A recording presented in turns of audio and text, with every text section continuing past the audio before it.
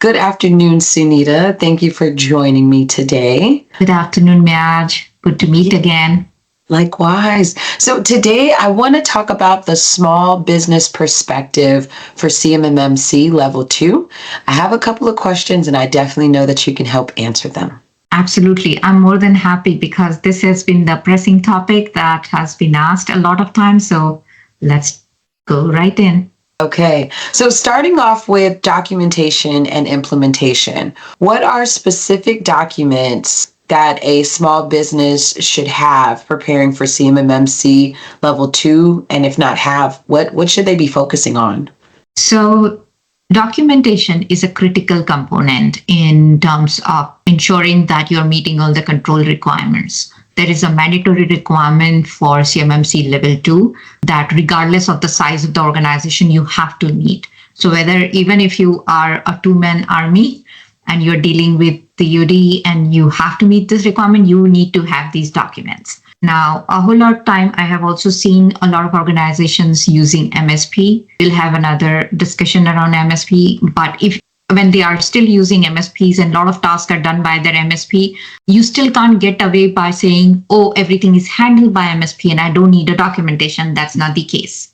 You still will have a procedure defined around how a certain domain and that control requirement is being handled. So with that said, I want to share my screen to show you one of the checklists looks like, but at a minimum level, what you need in terms of documentation is going to be first the scoping document where you define the scope and how that scope should look like. So the data flow, that is very important to identify. You want to come up with a very accurate diagram which clearly identifies it's a must requirement. Then the second requirement is you need a policy and a procedure. Both the documents can be one, but I highly encourage the policy and the procedure document to be two separate documents. For all the domains as necessary, you want to come up with the policy as well as you want to come up with the procedure. Stay away from templated documents. Try to add information as it applies to you. Also, amend. If you're getting any toolkit or anything, you want to be very mindful of how the CUI, how the configuration is stated and how you have incorporated those requirements. Oftentimes that's something which organizations don't pay attention to. The document can state that, you are configuring, let's say for 90 days review, and the organization may not need it. They are only doing 6 months. That causes discrepancy. So make them more aligned. Then what you need is something called an SSP, System Security Plan. You need that well-documented system security plan. And then you need to also do something, a checklist. So you will have an output like the entire checklist of level 2 controls with the sub-requirements all addressed and implemented. So you want that worked out Excel for a reference point. So that's a minimum requirement. And I'm going to share my screen to show you the flow chart. Okay. Of the data. So what that should look like. What you see on my screen is how the data flow happens. In a diagram, you want to show this and identify what are more secure, what are in scope, what are out of scope things and how they communicate with each other. A well-documented scope is a must here, and that's what it should look like. And the next screenshot on my screen you will see is something called the output checklist, as I call it. This is the Excel that you need to complete with all the assessment objectives and how they are implemented. This is something we encourage that everybody completes it. And we already have a toolkit which people can secure, which is again free. How this requirement is going to be examined, what are the interview questions, whom gets interviewed, and what is the test that happens to meet that requirement. So that kind of gives the idea of how that question has to be answered. Awesome. Awesome. I love that. That follows right into the other question I have in how detailed should the policies, procedures, and the records be to meet level 2's expectations? So the policies, they have to be higher level. You don't want to go again. When I say that a lot of organizations think of policies and procedures as one document, what happens, everything rolls into one and people are not able to refer to the policy and the procedure because they are different components. Policy gives you a high level, think of that as a 50,000 feet view of what the organization shall do as part of, let's say, access control. There is a policy. This organization shall limit all the accesses, shall do a review. There will be privilege accesses and so on and so forth. Procedure is how you implement those requirements. Who's responsible for implementing it? How do you review it? When it is done? What is the artifact that gets produced? So who, when, what, how is all covered in the procedure. It has to be detailed. It has to align with what you are doing. Now, you can also have SOPs. When I say SOPs, that's again, SOP would be more operator level. When I say operator, meaning IT level, right? How they are going to create the accesses. They can create a SOP that, when somebody is added, this is the, it can be very step-by-step instructions. A procedure is not a step-by-step instruction. It says who, when, what, how, but it does not go granular. It will say that, okay, privilege accesses are created, but it will not say how it's created because it's assumed. But if you want to go more granular for the operator to know how to, technician to know how to implement all this, you come up with more granular. That's called standard operating procedure. It's a step-by-step instruction. So what is encouraged here is you can keep the policy in the procedure at an organization level and again handling the CUI, but you can keep the SOPs again with only the IT team. So there can be amendments or something that can periodically happen, and that does not impact your policy and procedure. You can just make those changes, the process changes, you can make those changes and not impact your procedure at all. Okay. You can decide based on how your organization is structured. It has to be detailed enough for you to accurately confirm that you're meeting the requirements, all the level 2 and the sub requirements confidently, because everything is going to get checked. But at the same time, you don't need just one singular document here. Also, please understand that all the NIST requirements, NIST looks at a very high level. It does not go the sub level. The sub level requirements have to be in the procedure, in the policy. And if you need additional tier, which is the SOP, you can come up with the SOP. I have been also asked this, that should we have everything referenced in the SSP? Can we make SSP as a very beefy document? And the suggestion here will be, it's your choice. SSP is one of those documents you will be sharing with external parties, meaning even the auditors and all. Again, it's your decision, right? You want to share a lot of information for all the equipments and their IDs and everything. You feel you want to put it in the SSP, all the procedures within the SSP and make it that heavy. You can. That's not what I would guide, but again, up to the organization to decide that, what makes sense for them. But smaller organizations, keep it simple. Try not to use overcomplicating language. You don't need SOPs, don't keep them. You can build up some of the steps as annexes in your procedures, and that should be sufficient. Okay. With speaking of the SSP, that makes me come up with another question. And are there specific tools that are absolutely required to meet CMMC Level 2? By default, there will be some tools because you're part of a system, right? You have an environment and an enclave, which is going to be where things are going, data is going to flow. So as per, there is no mandatory tool. Let me be very, very super clear. There's no mandatory tool. Nowhere does it say within the standard or anywhere on the guideline even that you need to. Mandatory tool is there because the tools also have to be CMMC or FedRAMP, right?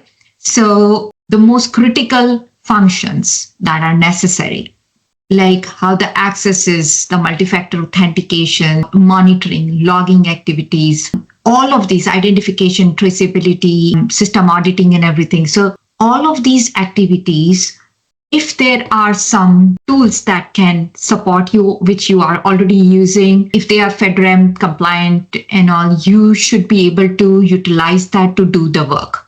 Because, for example, endpoint monitoring, endpoint protection, how is that done? And if you could have like firewall, then you can have defenders, and that's how you have the policy for information transfer and access monitoring. So you will have something to monitor the data flow and the gateways, the perimeter. If you can have a tool that just makes life easier, but then you will also have to make sure that the tools are being monitored. You just cannot have the tool, but you need to have somebody monitoring them as an admin to see if there are some incidents or some alerts or events which are being logged. So per CMMC, there is no mandatory, but because you have a system, you have an environment, you may be introducing like MFA is a general norm right now.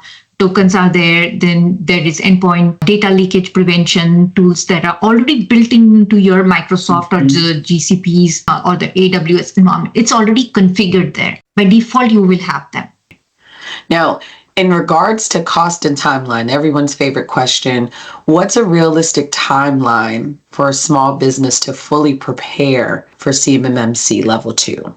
In order to be fully prepared, please understand one thing, that when you prepared for NIST, first of all, those same documents will not completely meet the requirement of CMMC. We have to very clearly understand them. Secondly, just because you may have like 90% in your SPRS, you can't just claim we meet the CMMC requirement either. So coming back now is what you need. You want to start with the gap assessment. Spend enough time, 1 month, and get the gap assessment done. Identify all the gaps, perform a remediation. There may be some tasks that you can do it. There may be some tasks you need some external party to help you with.